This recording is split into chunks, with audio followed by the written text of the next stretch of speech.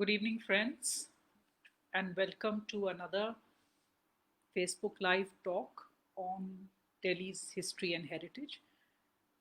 Before I begin, again, as is my practice, I'd like to take a moment to consider people who are struggling in this difficult time, not only through COVID, also displacement that has happened in many ways, the cyclone, and now the locusts. And the latest I hear, unfortunately, very sadly, in the early hours of this morning, there was a big fire in Delhi in Tughlaqabad, and many homes have been destroyed. So one really feels bad for the people who were living in those and are now find themselves homeless. So, with that, taking a moment out to acknowledge that, um, going on to today's subject, um, missing in Delhi, as this image that I had put up as a sort of promo for the talk, many of you did end up recognizing it. It's a clock tower that once stood in a very central place in Delhi, and it was in Chandni Chowk, and it has been gone for many decades now. I will come back to it. The idea behind this talk is to look at how Delhi's look and feel has changed over roughly 200 years. The reason I have picked 200 years is because that's the period over which we have a large number of images, whether these are drawings which were made up into paintings and prints, which were mass produced prints, ended up as book illustrations, other kinds of popular art.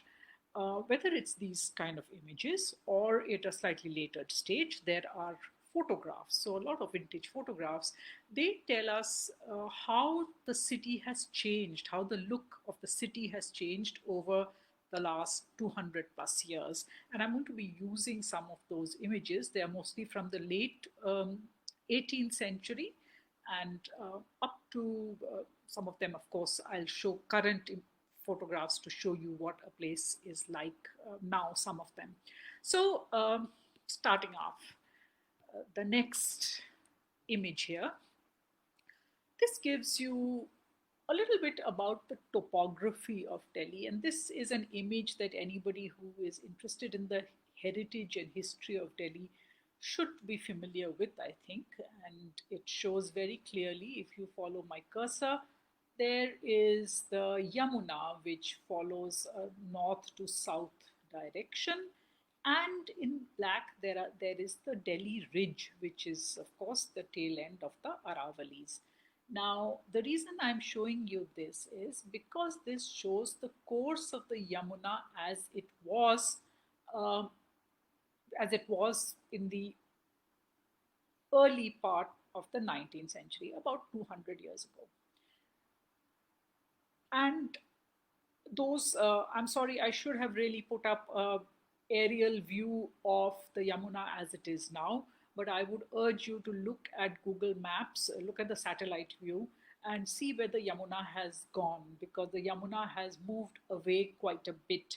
But let us look at get a slightly closer view of. By the way, this map is fabulous because it shows many of the other water channels and little streams, etc., which were there, and we have lost a lot of those water systems. So let's look at the next one. This is supposed to be an aerial view. It's not really an aerial view. There were no drones and not even any cameras mounted on kites which were being used at that point.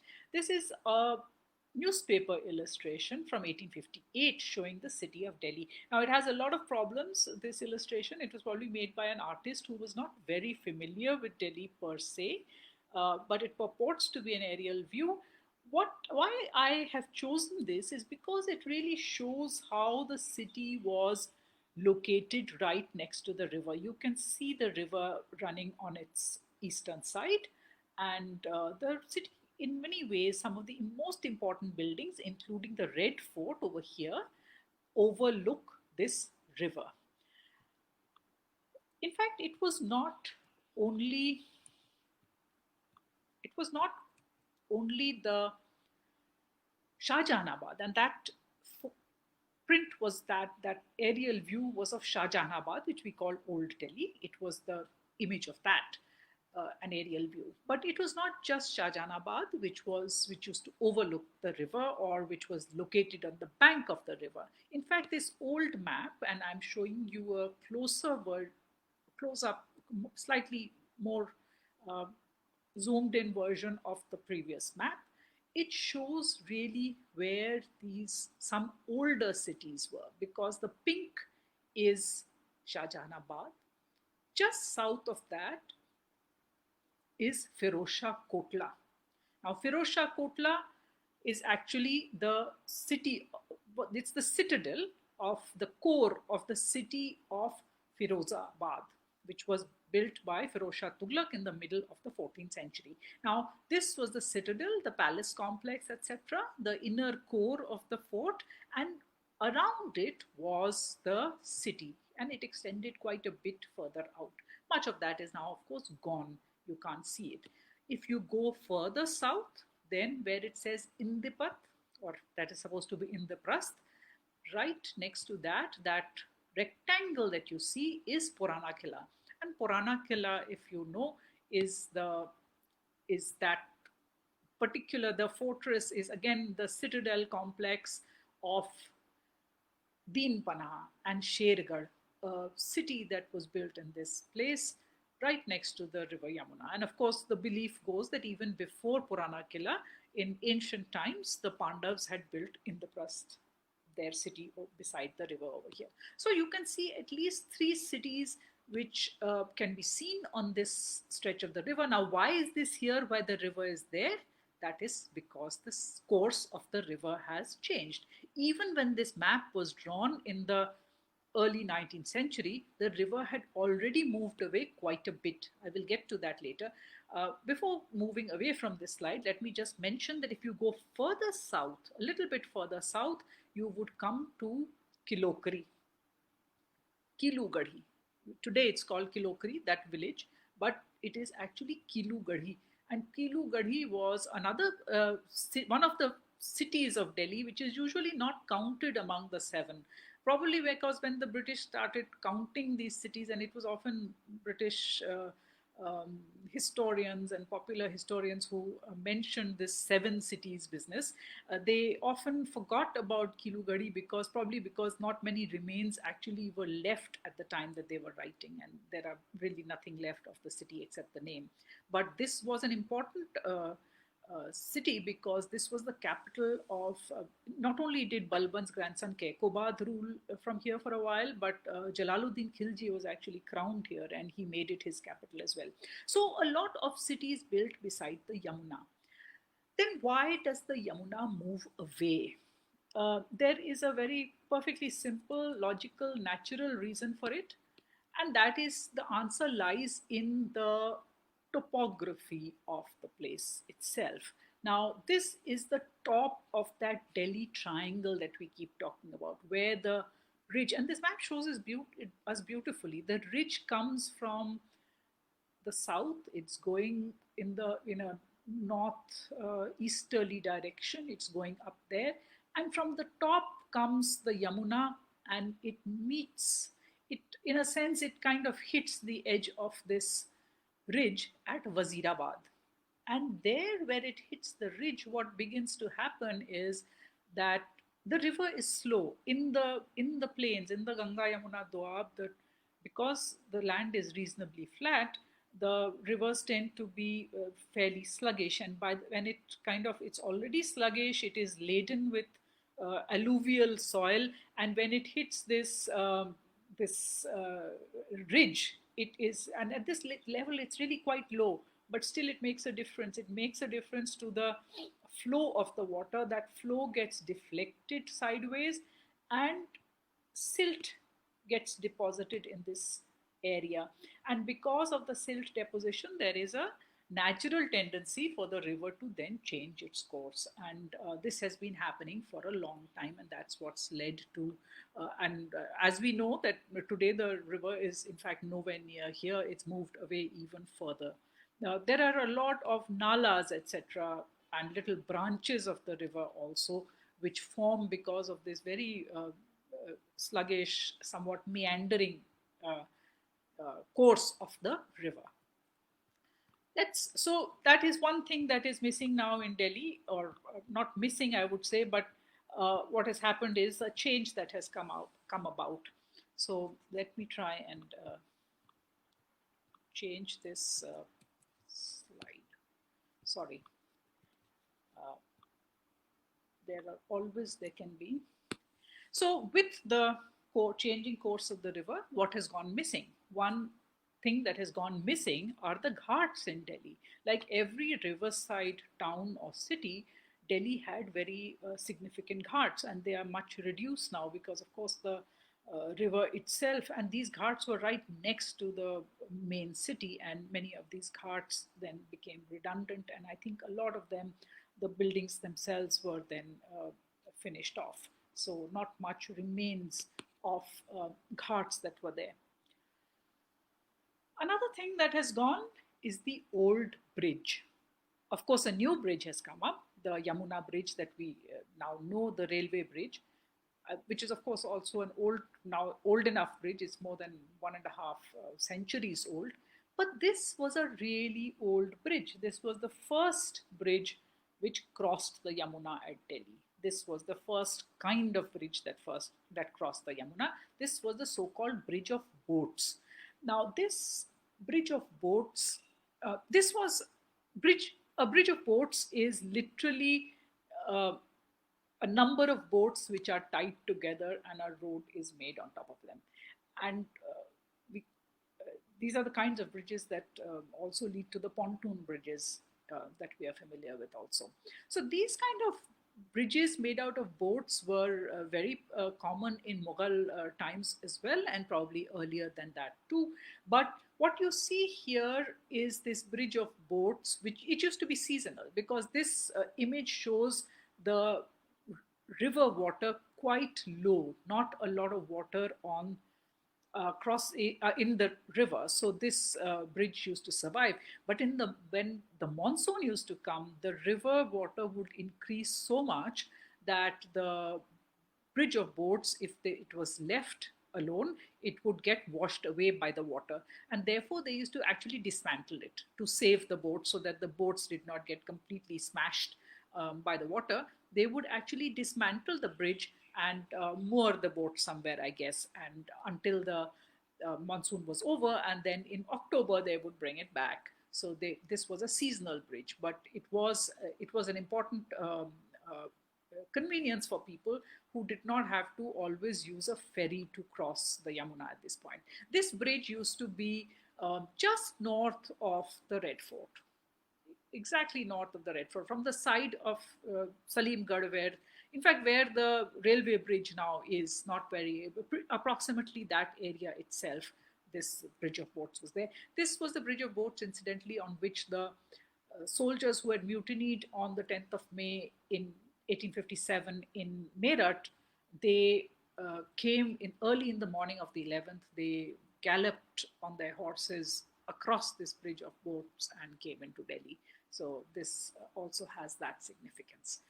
Moving on, another thing that we have lost is, I'm continuing to talk about actually waterways.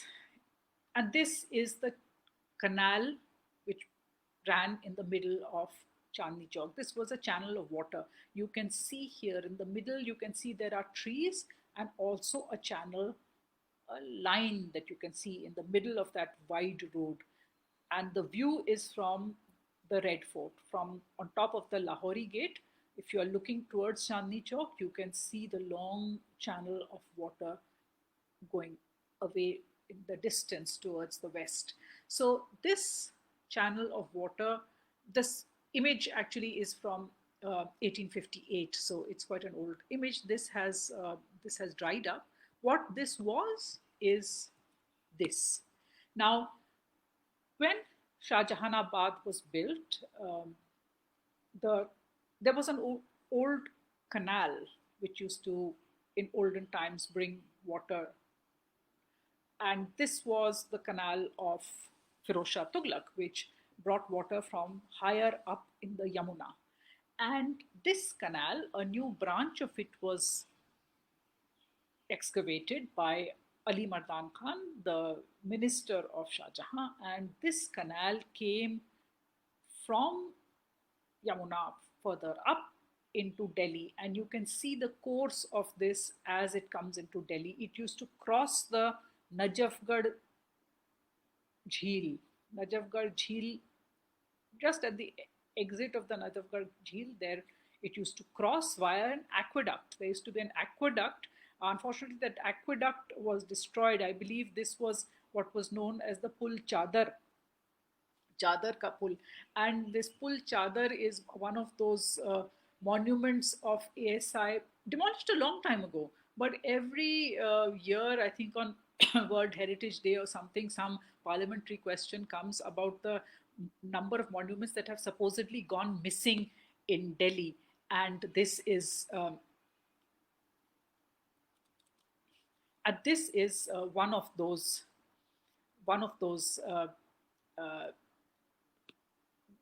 monuments that is frequently mentioned as having been. Okay, I've been talking about how the Yamuna Canal, among the other things, I spoke about the changing course of the Yamuna. Then I talked about the course of the canal, how the canal that came, it's an offshoot of the Western Yamuna Canal. It came into Delhi, and this particular map that you are seeing is the course of that canal. It crossed the Najafgarh Jheel and came further down, and then via aqueducts, and these were aqueducts that carried the water across the other bodies that it was crossing. And then it entered the city of Shah Jahanabad through an opening which was near the Kabul gate. Delhi had many gates. I will be talking about some of the gates also. But that channel came in and through the city. And this shows the course of that channel through the city. So this channel actually used to again and again dry up. The channel of water used to dry up because it needed maintenance of the canal itself. In the 18th century, when the Mughal Empire was facing a lot of problems and administrative problems, then this canal had dried out, and therefore the water had stopped. But the British again restarted it in 1819. But it used to, because the British were building so many other canals, drawing the water of the Yamuna away for irrigation, etc. Therefore, the water was always quite unreliable. So it was never a very satisfactory channel inside the city, and certainly by the time after the revolt, the water dried up altogether and the channel was closed. And as we know today, there is no channel in the middle of Chandni Chowk. Moving on to the next slide, there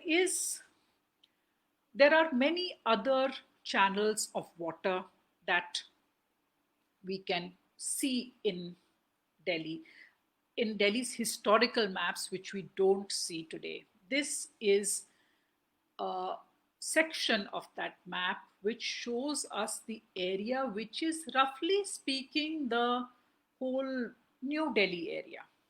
You can see this rectangular light pink area, which is Purana Killa. You can see this, which says Khairpur. Khairpur is today's Lodi Garden. That's Lodi Garden. If you go a little bit further, then Safdarjung's tomb over here. You can see Safdarjung's tomb is marked.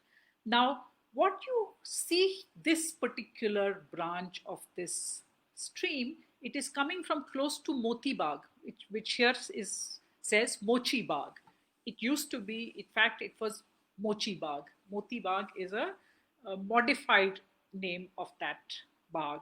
So this comes from the ridge in this area and it comes all the way down. It used to go through Khairpur.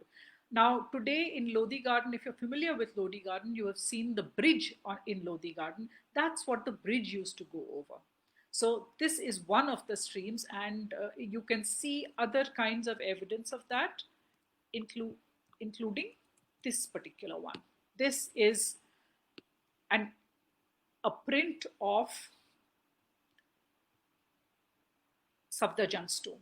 Now you can see Safdarjung's tomb. You can probably recognize some of the important features here. You can see the tomb itself. You can see the gateway. You can see the mosque. So this is right in front of Safdarjung's tomb, where today Aurobindo Marg runs. And there you can see that there's a body of water in front. This was the stream which you can see on the map as well. So this is what the water was like. And this was a sketch that had been made by William Daniel in the late 18th century. So he was here in the 1790s, I think, and that's when he would have, or late 1780s, and he would have seen this scene and he has drawn this. So there was this stream of water which has now completely disappeared. There was water in other places as well. This is a sketch of Tughlaqabad, or rather it's the view from Tughlaqabad of Ghiyasuddin Tughlaq's tomb. And this is a drawing, painting that was made by Waldemar, Prince Waldemar, who was a Prussian prince, and it was made in 1845, I think. And if you look at it, it shows the tomb and it shows water beyond it. In the land beyond it, there is water. And this is actually, if you look at the next photograph, this photograph is around 1870 or 71 by Samuel Bourne. Samuel Bourne was one of the photographers and proprietors of Bourne and Shepherd, a very famous old photography company and photography studio. And what you see here is the view from Tughlaqabad, again looking towards Ghiyasuddin Tughlaq's tomb. And you can see the very, very flat land that is there around it, and behind it you can see what appear to be fields, but again there is a suggestion that there was at least seasonally there used to be quite a bit of water that used to collect over here. This, in fact, this low-lying area during the heyday of Tughlaqabad, it appears that this used to be completely flooded, and it would form a sort of a natural defense for the fortress of Tughlaqabad. And the fortress of Tughlaqabad would have this large body of water on one side, and the tomb of Ghiyasuddin Tughlaq was itself built on one of these fortified outcrops of rock, which was in this huge sheet of water that would probably cover this whole area. And there are little dams which have been built to collect this water, to direct the water in and keep it inside. So there was this huge waterworks which involved a whole lot of water present over here, which after a while had disappeared, and certainly by the 1870s it was very much less, and of course now there is absolutely no sign of any of this. Moving on, when you saw the image, when you saw that image of Ghiyasuddin Tughlaq's tomb and the area around Tughlaqabad, one thing you must have noticed was that it was absolutely flat and barely a tree in sight. It was very, very treeless. And that was actually true of a lot of places in Delhi. The number of Delhi's people always from outside often congratulate us on being a very green city in the number of trees that we actually have. But this was not always the case. And if you look at this particular image, it is the view from the ridge. And in the ridge, I believe that this must have been taken from the top of Flagstaff House. On the ridge, there is one of the probably the highest point is Flagstaff House, and it is taken from Flagstaff House, looking down to the Delhi, what is today the Delhi Assembly, the old Secretariat. And this image must have been taken in the 1910s. And it shows that on the ridge, there were all the trees are further down. It's as on the flatter ground next to the secretariat. What you see off the ridge itself is very, very scrubby land. There's not a lot, there aren't a lot of trees over here. And this was really very much the story for Delhi for a large part of its history. Yes, the ridge was a hunting ground, particularly for say Firoz Shah Tughlaq, who built hunting lodges here, etc. But it was not a very wooded habitat. These were it was a it was a it was covered with scrub land. It was scrub land. It was rocky. It was scrub, and there would have been flora and fauna of native fauna as well worth hunting, but not the kind of jungles that you are thinking of. So, moving on from that. So, for now, done with the natural habitat, now looking at some of the buildings and structures that have gone missing over the centuries. This is a painting by Thomas Daniel of the late 18th century. It shows the Qutub Minar. And what I would like to point out to you is the top of this Minar. And I'll show you a closer up image in a minute. So what you can see is you can see 5 stories, 1, 2, 3, 4, 5. And on top of that, there is a structure. Coming to that structure now, this is a slightly closer view of it. This is the so-called the cupola, which was on top of the minar. Now, Firoz Shah Tughlaq had repaired the minar. The minar, of course, dates from the early 13th century, but it was repeatedly getting damaged by lightning strikes and earthquakes and things. And after one of such damage, Firoz Shah Tughlaq had done extensive repair work to this structure in the middle of the 14th century, which involved putting this from a 4-story structure, he made it into a 5-story structure by adding this 5th story. He also covered these top 2 stories with marble, and on top he placed a chhatri, and you can see the kind of chhatri it is. Now, this chhatri was to disappear in 1803. 1803, there was another great earthquake in September, I think. And during that earthquake, the minar again was badly damaged and the chhatri was completely destroyed. It all fell down and the stones also were smashed to bits. So it was lost forever. And it was a few years later that the British administration decided that they would repair the minar again and put a new chhatri on top of it. And that's when the chhatri that you see these days in the complex, which is known as Major Smith's Folly, was put on top of it. Major Smith was the garrison engineer. He was the army engineer who designed and executed the chhatri. So it's known after him. Why Folly? Because a lot of people criticized the way it looked, and eventually it was actually taken down in 1847, and now it is placed in the grounds of the Qutub Minar, not on top of it. One image that you can see, this is from the so-called Metcalfe album.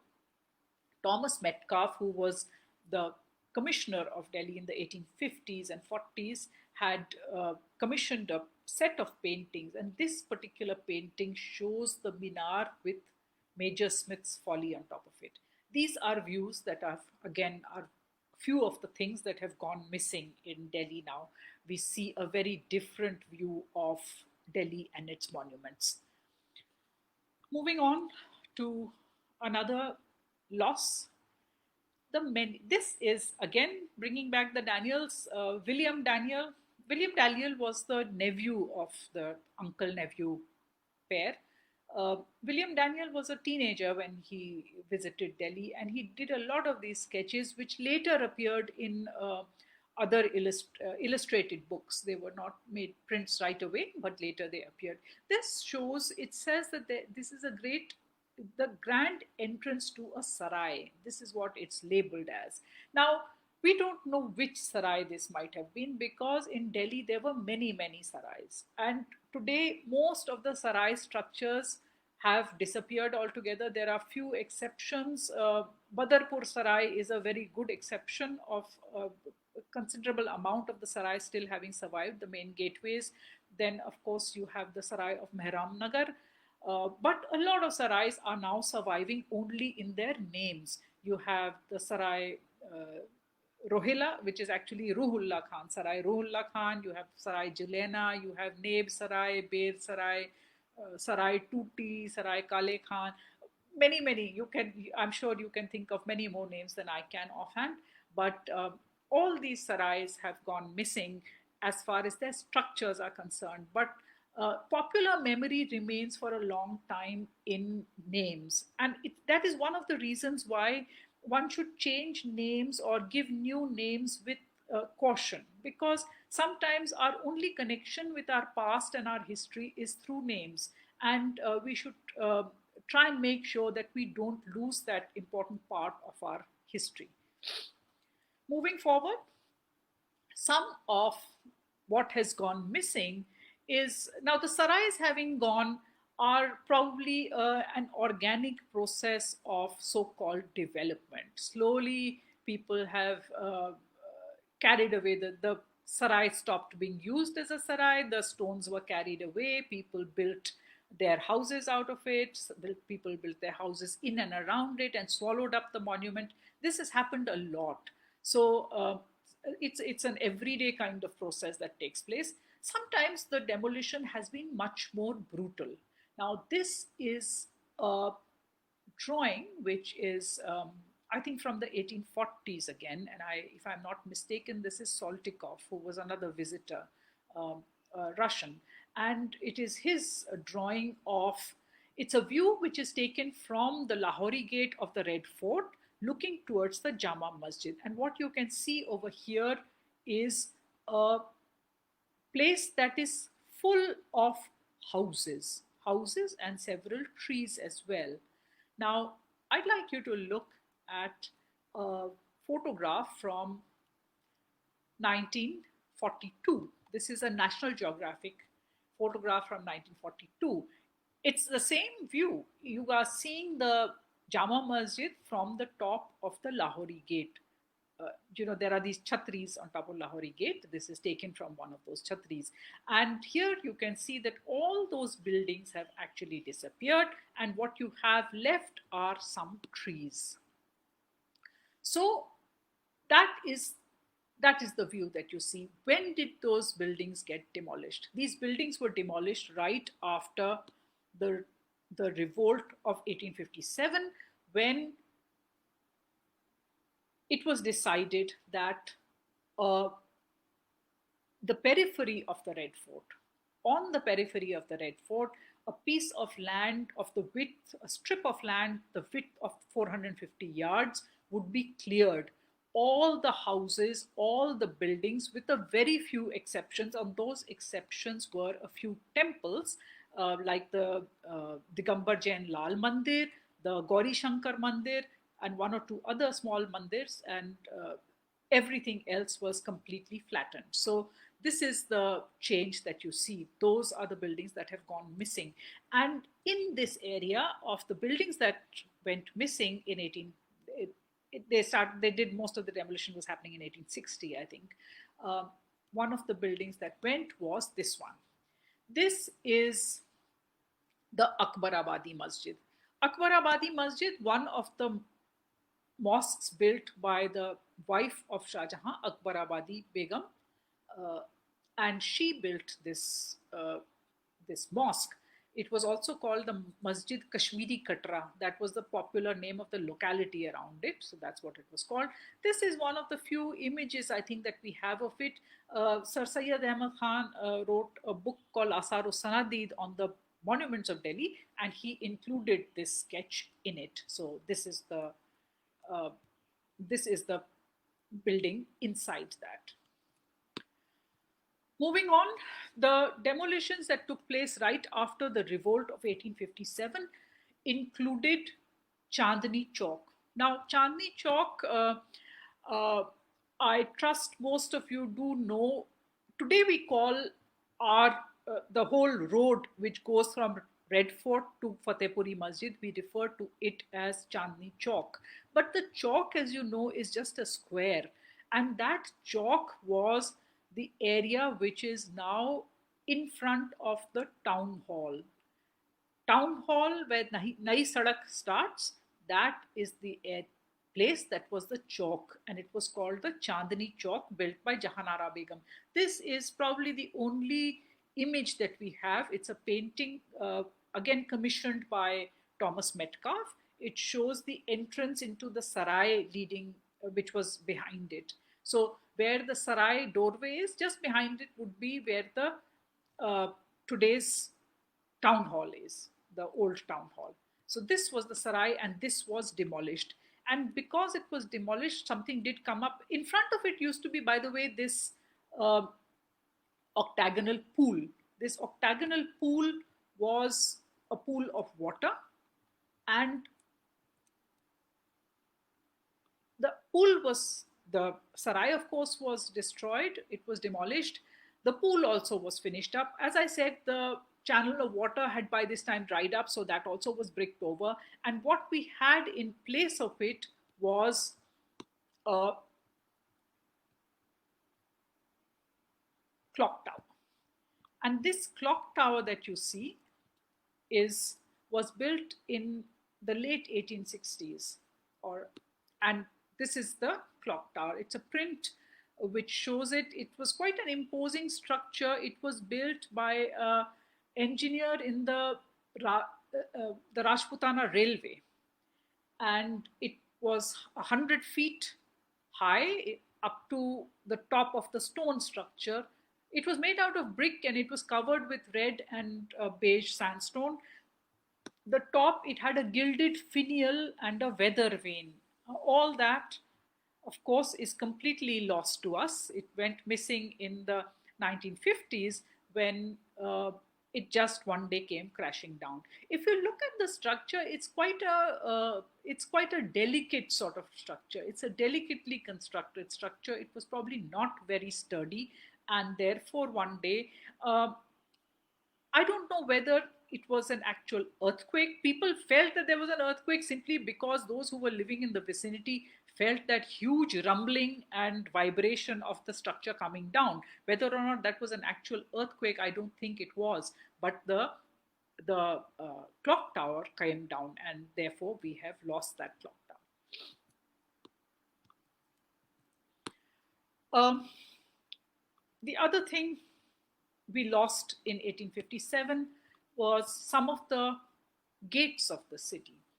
One of the gates that was lost after 1857. This is, in fact, an image which is a very powerful image. It was taken by an Italian photographer, Felice Beato, and it shows Mori Gate.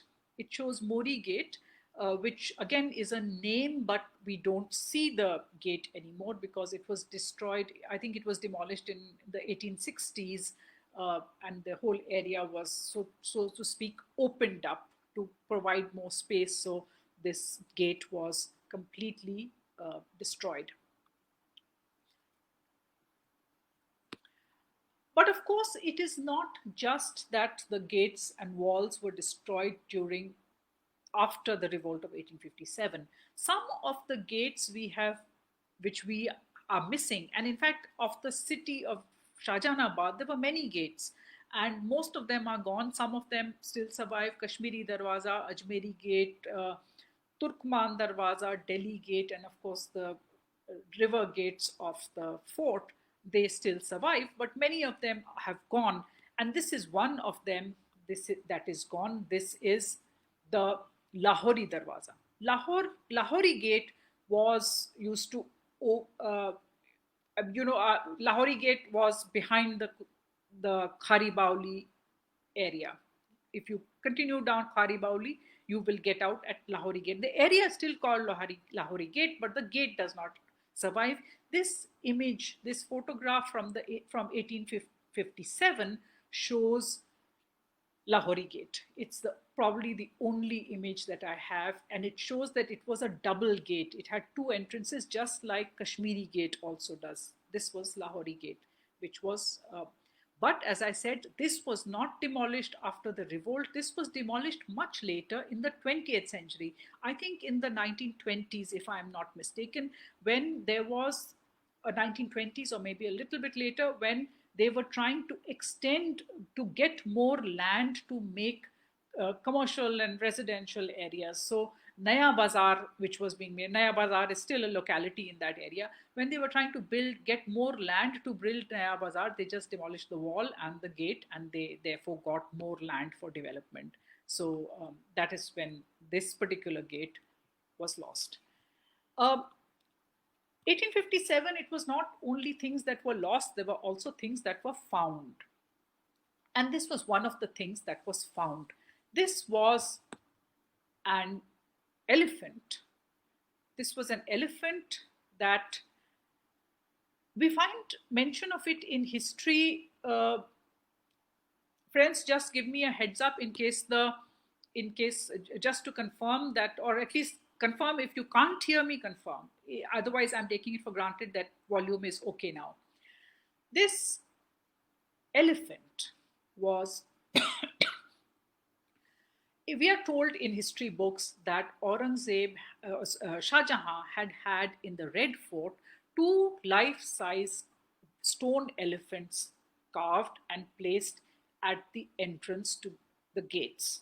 Now, for a long time, these elephants, obviously, they stood there, but Aurangzeb was less than happy about having these huge elephants over there. He was in an iconoclastic mood, and he decided that these elephants should be removed. This was a few years into his reign, and he had these elephants removed.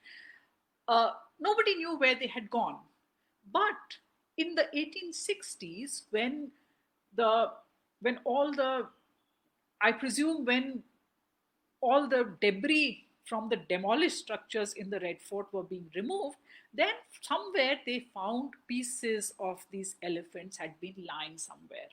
And what they did was so there must have been pieces from two elephants, but they only found enough pieces to then give them one whole elephant. So they kind of stitched these pieces together pretty much like a three-dimensional jigsaw puzzle. And you can see the photograph of the elephant as it has been put together. So they put it together and they placed it inside Queen's Garden. So the garden which is behind the town hall, that's where they put it. And after a few years, I think in the late 19th, I think in the 1890s, 1893 or something, they decided to place it then in front of the town hall. So they brought it to the front of the town hall also, and it stood there for a while. Curzon, when he was trying to get the Red Fort repaired and renovated, he did a lot of work in that. He wanted in 1903 that these stone elephants should be put back in their original place in the Red Fort. Now, by that time, of course, all the original pieces were missing, or some of them had been put together in this particular reconstruction, but it was not a very great reconstruction also. It was very shabby looking, and you can see how the joints are very clearly visible. So then he decided that new elephants should be carved. So new elephants were carved and new elephants were put there. So this was then removed, probably thrown away, because I don't know if these pieces are there anywhere, or the ASI records may have some information on that. So this is, you can see it when it's standing in front of the town hall. And if you see the current situation in front of the Delhi gate of the Red Fort, as you come out of the Delhi gate, you will see these two life-size elephants. These are not Shah Jahan's elephants, these are Curzon's elephants. So George Nathaniel Curzon had these carved and placed over here. So that is something that went missing then came back and then went missing again, and now has come back in another avatar. But a lot of changes really were happening in the early 20th century. And one of the changes that took place was the flattening of Raisina Hill. Raisina Hill has gone missing, or rather, has not gone missing. It is now sitting under the Secretariat and the Rashtrapati Bhavan. But it's always good to remind ourselves that there was a hill actually by that name, a natural feature that existed by that name. And here is Raisina Hill and an actual photograph of that, if you would like to see that. Uh, a lot of change took place in the area that is now called popularly known as Lutyens Delhi. So Lutyens is Delhi. A lot of changes took place. This is again a painting by the Daniels where you can see Purana Killa, and in front of Purana Killa you see this really quite a significant structure. And where is it now? Obviously, it's not there anymore. And if you look at the old ASI records and other records, you will realize that there were a lot of buildings that were strewn in this area, including palaces, etc., from the time of Sher Shah Suri or from Humayun and other periods also. And all of that was actually flattened and demolished, with very few exceptions. It was the mosque in front of Purana Killa was just about saved. They had, in fact, put it on the list to be demolished, but it was finally spared. But many of these were demolished, and this is one of the things that has gone missing in Delhi. This is another set of monuments, and the inscription, the description on this particular painting, again by the Daniels, says that this is in front of Firozshah Kotla. So apparently lots of structures in front of Firozshah Kotla, but gone. It is not just large monuments, monumental structures that have gone. In the clearing of New Delhi, a lot of big and small homes were also displaced, and then people were displaced, people were resettled, and the buildings were demolished. This is the village of Khairpur. I mentioned Khairpur earlier in the context of the stream that ran through it. Those who are familiar with Lodi Garden will recognize the Bada Gumbad and the mosque which is next to the Bada Gumbad. What they will see in this picture is in front of it there are some huts. These are thatched huts, and you can see the cow dung cakes also drying in the foreground. This photograph is probably from the period just before all these were demolished to make way for the manicured, beautified place that we now know as Lodi Garden. There were many different kinds of structures all over. This is Arab Ki Sarai. Now, if you look at the view is towards Humayun's tomb. And this area, and you can see that there are one or two huts, but a lot of these are very pakka houses. These are this beautiful, you can see this scalloped arch over here, and these are all pakka houses. Arab Ki Sarai actually, in very typical Delhi terms, was a good address. It was a good address. It was, not in the city, but this was a nice place, good place to stay. On the other hand, inside so there were many. In fact, not only this, but also the Isa Khan's tomb, which is in the Humayun's tomb complex now, was also occupied. So a lot of this area was occupied till the early 20th century, when in the 1912s and 1912, 1913, all these were demolished, and you had these landscaped, beautified monuments that we see today. It would have been interesting, however, if some of these had been left so that we could see what archaeologists often call this vernacular architecture. It's not only important to preserve the grand buildings of the past, but also some of the simpler structures, so we understand how people used to live, what their architecture was. That understanding was not there at that time, and they felt that these were just useless buildings which interfered um, with the openness that you need to have. So they demolished all of this, and this is now a completely open area. This is just behind the Afsarwala tomb, etc. Which, if you are familiar with Humayun's tomb, uh, you will realize this. Moving forward, this is again the area which is now Sundar Nursery.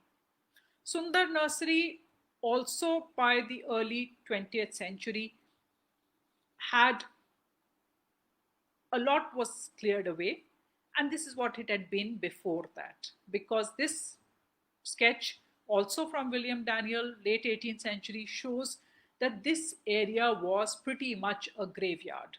You can see a number of graves all around. That particular domed building that you see is very clearly what we call the Lakkadwala Burj. It has a very distinct structure that you can see, and you can recognize it by that. So this was the landscape of that area. And Sundar Nursery, it was completely cleared, and in fact, the nursery came up after independence. A misconception that it came up before independence. It came up after independence, but the area would probably have been cleared considerably before that also. Moving on, one apart from the clearing of buildings in this area of Lutyens Delhi, one of the important changes that came about was the one that you see in this map. Now, this map is from 1911, before Lutyens Delhi came up. And if you look at the map carefully, there are many little blue dots all around. There are many, many, many blue dots. And all these blue dots are wells. So this area had a lot of wells. But once New Delhi was built over here, and one problem was that people started noticing that there was a great prevalence of malaria in the area. And the authorities, the administration, decided that one of the reasons was a large number of old wells that were there. And they systematically closed most of these wells. So they were all bricked up, closed up, and we have probably lost all trace of these wells now. They have completely gone. So it's interesting to see this map, which shows all these wells as blue dots. Moving on, after independence, it's not as if we have done a lot better. We are continuing to lose monuments. This is the famous Lal Mahal. Those who are familiar with Nizamuddin, there's this area which has an old structure which is believed to date from the early years of the Sultanate. And this was a structure, has been around. I don't know how much of it still remains. Some attempts were made to try and save it, but most of it is gone. Lal Mahal is, I think, completely been demolished. It's privately owned, and therefore it was. I think the owners had started pulling it down. There was a bit of a hue and cry, but I am not sure. This whole area is now lost to sight. At least you can't see into this complex, so you don't even know how much is left and how much is actually gone. The other things that we destroyed after independence, one that has gone missing is, of course, Ludlow Castle. I've mentioned Ludlow Castle before. Ludlow Castle was a house that was built by a doctor, Dr. Ludlow, who was a civil surgeon. He was in the East India Company service. He also used to act as a physician to Akbar II and the royal family. He used to get quite a lot of money from Akbar II also, and he became quite rich. He was well off, and he built this rather grand house with these little crenellations on top. The parapet looks like a castle, and therefore people used to laughingly call it Ludlow Castle. Ludlow Castle, actually, there is a place called Ludlow in Britain, and there is a castle there which is called Ludlow Castle. So Ludlow Castle after that, but it was actually a joke. The other thing that we have destroyed is Chandni Chowk. I mean, the British, of course, demolished the chalk itself and the pool in the middle. But what we have done is a lot of those old structures, the havelis, the shops, the overhanging balconies. This is a view of the second half of the 19th century of some of the structures which were there on Chandni Chowk. Very few of these actually survive, which is a great pity because it would have given a very different character to that main street. There's a lot which still remains in Shahjahanabad, but very, very much less on the main road. One of the things on the main road that has gone is the Kotwali. The Kotwali was the main police station of the city. And we have this image from Metcalfe's album, which was made, as I said earlier, in the 1840s. And this Kotwali, you can see that it has these jharokas, it has a scalloped arched entrance. What they don't show very well in this image is there was a chabutra in front of it, there was a platform in front of it. A lot of punishments used to be carried out here. Now, where did the Kotwali go missing? So, after the Kotwali went missing, uh, has at some point during British rule, it was replaced by a newer structure, and this is the image I'm going to show you now, is the Kotwali. So that old structure was replaced sometime during British rule by this. And this structure was actually around at least till the 70s. And you can see the edge on this side. If you see those railings, you can see the edge of the Sunehri Masjid, which is on the side. And this building, where you see it, is where later the it was the land was given to the Gurudwara. And the Gurudwara, there's an ancillary building. If you enter the Gurudwara through, there's a gate through which you can drive your car in and go into the basement parking. You go into the basement parking. This is where that building with the basement parking stands, right where this Kotwali building used to be. But as I said, the British Kotwali building had already replaced a building that had been there earlier from Shah Jahan's time, which was the original Kotwali. So that has been replaced. So here ends a sort of a disjointed kind of stringing together of some images of what has gone missing in Delhi. There's been a lot more that has gone missing, and I think our aim should be that we should be very careful to try and preserve things that are worth preserving and make sure that at least valuable and more important things don't go missing in the future. I'd be happy to look at any questions that there may be, answer them.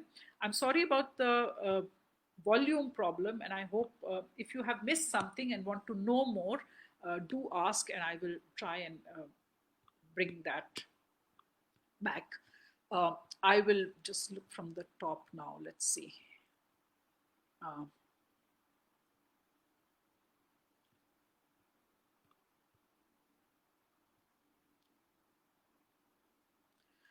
Uh, Rohan, the north and south ridges, the problem has been that there's been so much development, and in that development, a lot of probably the ridge also is a little uneven. It was not a very neat structure, not with even heights all around. And particularly those areas which lower heights have become more easily obscured through the kind of development that has happened by cutting down, adding roads, adding bridges, adding tall structures, etc. So it's all disappeared. The time period of the photograph of the Ghats, that is, the Ghats photograph is from 1858. It's a John Murray photograph. John Murray was a doctor who became a photographer, and he took some absolutely stunning photographs of Agra and Delhi right right after the revolt.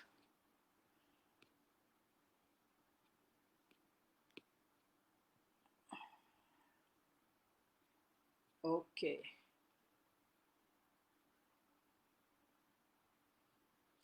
Karol Bagh Garden. Karol Bagh, well, there must have been a Bagh there at some point, but for some reason,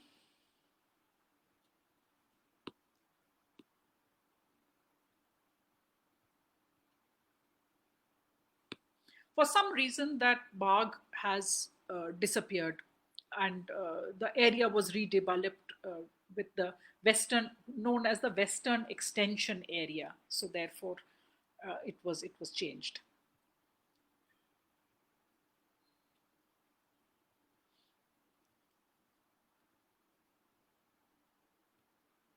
Thank you very much for your comments. Yes, Mori. Uh, if you, Dhananjay Patankar, if you're talking about the clock tower, it was a brick structure covered with some stone. So some of the columns and maybe some facings and carvings were stone additions. They were uh, red and beige sandstone. Okay, great. Yes, a lot is destroyed. New proposal for Chandni Chowk. There are problems with it. Main problem being that in the stretch in front. For one thing, I wish they had at least visually tried to create where the channel of water would have been.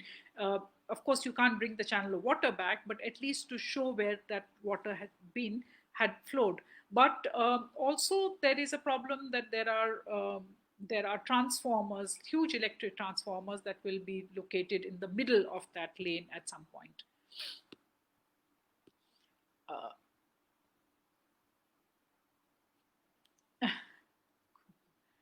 right. Uh, uh, Ashok Mathur, I don't think there was any special reclamation of the Yamuna bed. I think this has been more or less a natural process, which of course we have taken advantage of and have built where the earlier channel used to be.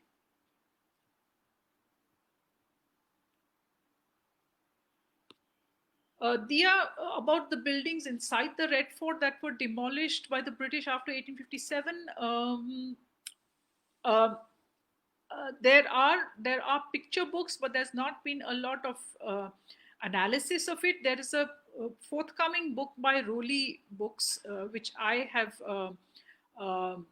written, and hopefully that will come out sometime, and you will see a lot more of that. I have analyzed a map of the period before 1857, so that shows a lot of the structures which were there in the Red Fort at that point.